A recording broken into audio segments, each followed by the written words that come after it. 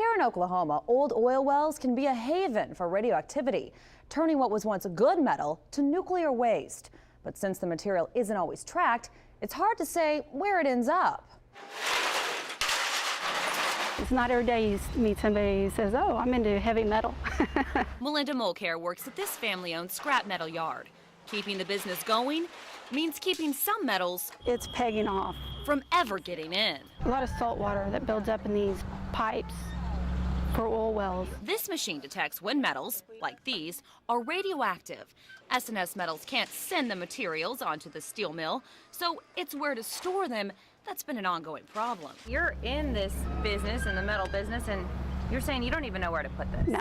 The closest place to take them is Andrews, Texas, more than 500 miles away.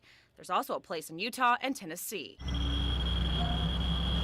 Adding to that, the Department of Environmental Quality says since the government doesn't track all radioactive material, it doesn't always know where it ends up. Occasionally, sources get lost. The DEQ says the feds have improved tracking since 9/11 and are looking at improving it more. But DEQ admits the recent improvements have overwhelmed the system. It may be a good idea to extend it further, but we need to think about what we're doing and evaluate how what we've got works first. The DEQ says if the material makes it to a scrap metal yard, it's often discovered before it's sent off to the steel mill.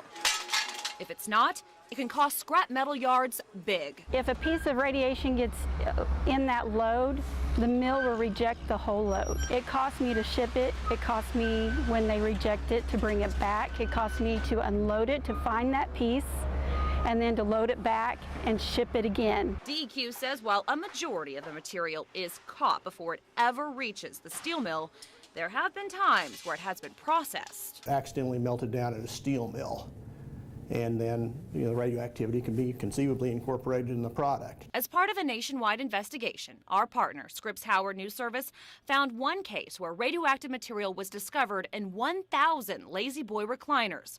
The discovery happened before the chairs were ever shipped out. Still, DEQ says some items that show up as radioactive aren't always dangerous. He shows us this example using potassium chloride, a salt substitute. Compared to the background radiation, quite radioactive, yet this stuff is safe to eat. Whether it's deemed safe or not. Melinda says the detectors don't discriminate, making their job to catch the material that much more crucial. We've had that happen. The littlest piece of radiation can get in there, and we have to try and dig it out of that big, huge rail car. An added duty for this heavy metal job. It's just a unique business. It's different all the time. The Nuclear Regulatory Commission does have a log of some of the situations where radioactive material has been found. We have a link to their findings on KJRH.com. Just click on the Segment 2 tab. Marla Carter, 2 News works for you.